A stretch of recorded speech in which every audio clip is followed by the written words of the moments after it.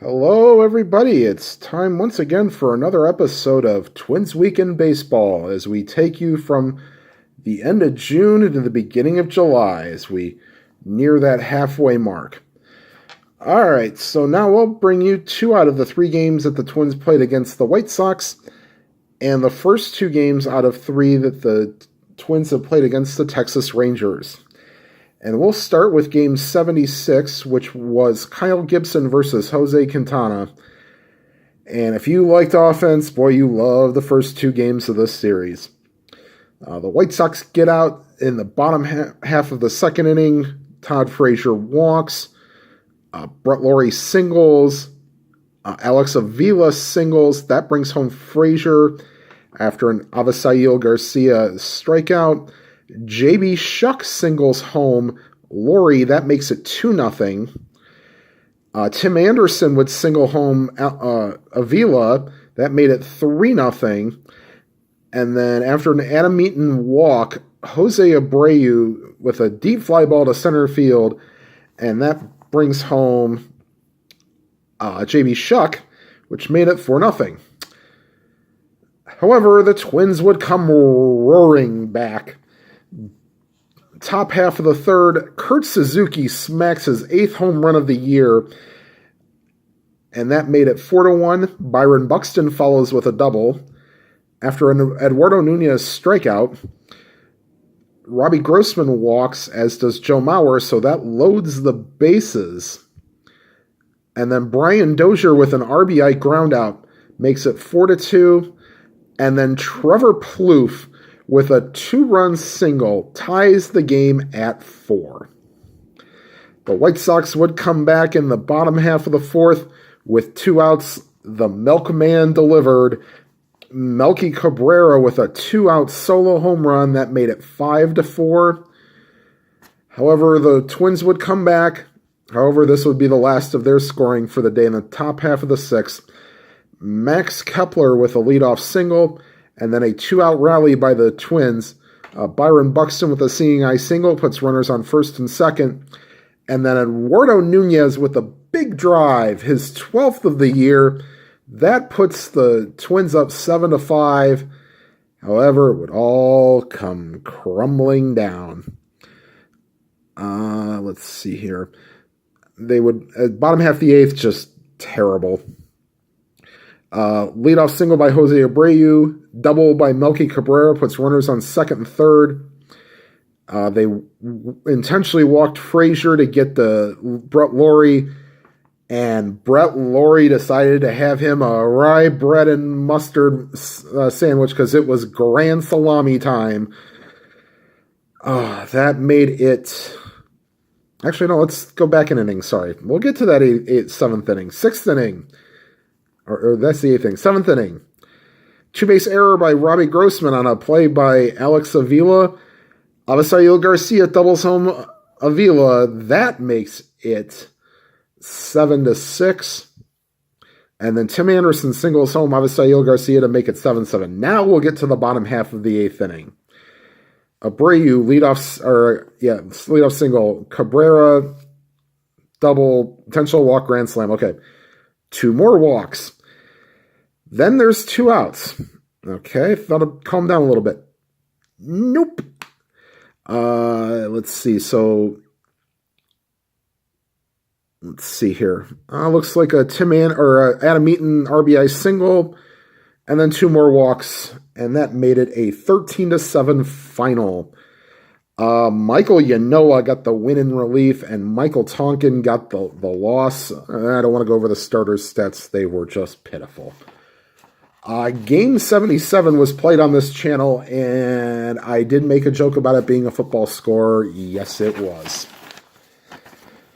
All right, we'll go to the final game of the series, and this one was a little bit better. It's a little tightly contested. This was Tommy Milone against Carlos Rodon. And there was no scoring until the top half of the 5th. The Twins would score starting with a Danny Santana triple. They'd walk Buxton, and then a single by Eduardo Nunez made it 1-0. The Twins would add a few more runs in the and the top half of the sixth. Let's see here. That would be a one-out single by Kurt Suzuki, followed by a double by Max Kepler, and then the two-out big blow, a two-run double by Byron Buxton, and then Eduardo Nunez brings him home. That made it 4-1, or 4-0. The White Sox would slowly chip away. Bottom half of the sixth, leadoff single by Abreu, followed by a single by Frazier, and then a walk loads the bases, and then Kurt Suzuki could not handle a pitch in the dirt, and that scores the first run of the ball game. They would add another run in the bottom half of the seventh. J.B. Shuck with a leadoff single, and then leadoff triple, sorry. And then Tim Anderson with an RBI ground out the first. That made it 4-2. The White Sox would tie the game in the bottom half of the eighth. Todd Frazier with a leadoff home run. That looks to be off of Kevin Jepsen. Then followed by a single by Brett Lawrie. Fly out by Dioner Navarro. He hit Avisail Garcia. That put runners on first and second. A new pitcher was brought in. I got the first batter out. And then J.B. Shuck with an RBI single. That tied the game at 4. And we would go to extras. The Twins would have their chance in the top half of the 10th. First and third with nobody out.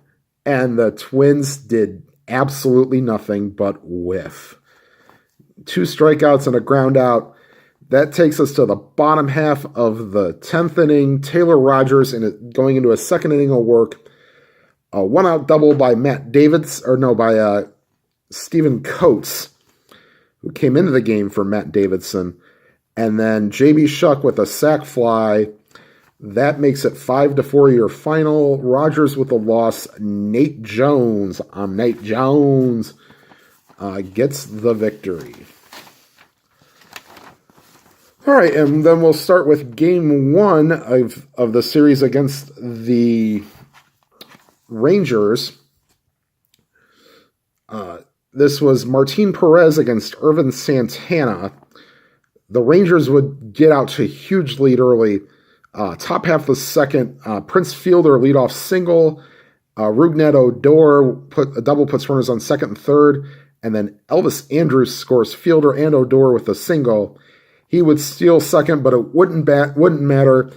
Mitch Moreland with a 2-run homer makes it 4-0, and that would end the scoring in that half of the inning. The Twins would get a run in the bottom half of the 5th. Robbie Grossman leadoff walk, back-to-back walks to him and Kepler. And then Byron Buxton with an RBI double brings home Grossman. That made it 4-1. And then they brought in Sean Tollison to end the game. It's getting a little hairy.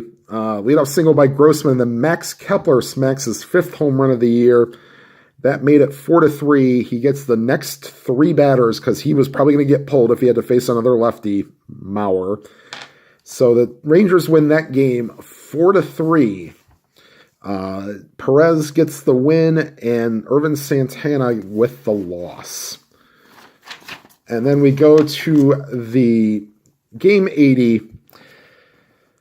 Chichi Gonzalez against Tyler Duffy. And people may have wanted to go to Chi-Chi's and eat bad food after this outing by Gonzalez.